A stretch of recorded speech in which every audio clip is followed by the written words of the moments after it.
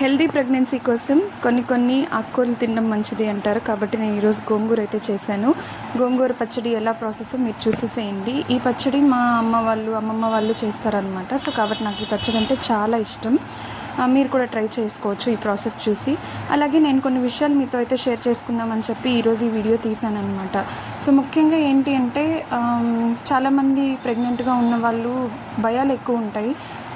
ఇంకా delivery date దగ్గర పడే కొద్దీ ఇంకా భయపడుతూ ఉంటారనమాట. ఎలా అవుతుందో డెలివరీ, బేబీ ఎలా ఉంటుందో ఏమో, మనకి నార్మల్ అవుతుందా లేదంటే సీ సెక్షన్ చేస్తారా అని చెప్పేసి. ఇలాంటి భయాలలో కొంతమంది స్కాన్ సెంటర్స్ దగ్గర లేకపోతే తెలిసిన వాళ్ళ దగ్గర మాకు ఏ బేబీ పుడుతుంది అని చెప్పి అడగడం కూడా జరుగుతుంది. సెక్స్ డిటర్మినేషన్ మన ఇండియాలో ఎంతవరకు రాంగ్ అనేది మనకి తెలుసు. కానీ చాలామంది డబ్బు కోసం కృతిపడి ఏం చేస్తున్నారంటే అబద్ధాలు చెప్పడానికైనా రెడీ అయిపోతున్నారనమాట. సో ఇలాంటి ఒక ఇన్సిడెంట్ నేనైతే రీసెంట్ టైంలో చూశాను. ఇది ఎలా జరిగిందంటే, ఒక అతను తెలిసిన వాళ్ళు ఉన్నారని చెప్పి అక్కడికి వెళ్ళి నాకు ఇలా ఏ బేబీ అని చెప్పి తెలియాలి అని 8th మంత్లోనూ 9th మంత్లోనూ చూపించుకున్నారు. స్కాన్ టైంలో చూసి చెప్పారనమాట. సో ఇంకా అది యాక్చువల్గా ఏం జరిగిందంటే అమౌంట్ అంతా పే చేసేసారు. అంటే వాళ్ళకు కూడా ఊరికే చెప్పరు కదండి, ఏదైనా డబ్బులు ఇస్తేనే కదా చెప్తారు.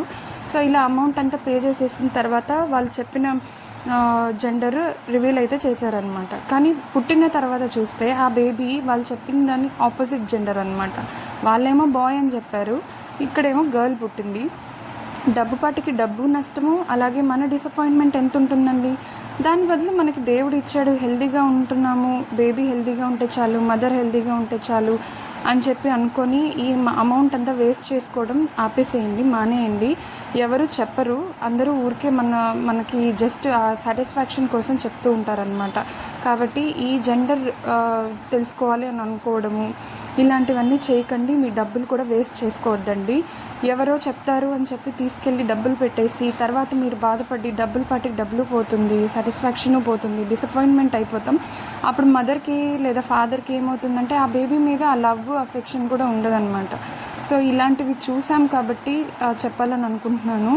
సో మీరు ఎంతవరకు ఇది కరెక్ట్ అంటారో నాకు కామెంట్స్లో తెలియజేయండి. అలాగే నా ఛానల్ని ఫస్ట్ టైం చూస్తున్నట్టయితే లైక్ చేయండి, అలాగే నా ఛానల్ని సబ్స్క్రైబ్ కూడా చేసుకోండి. Thank you for watching.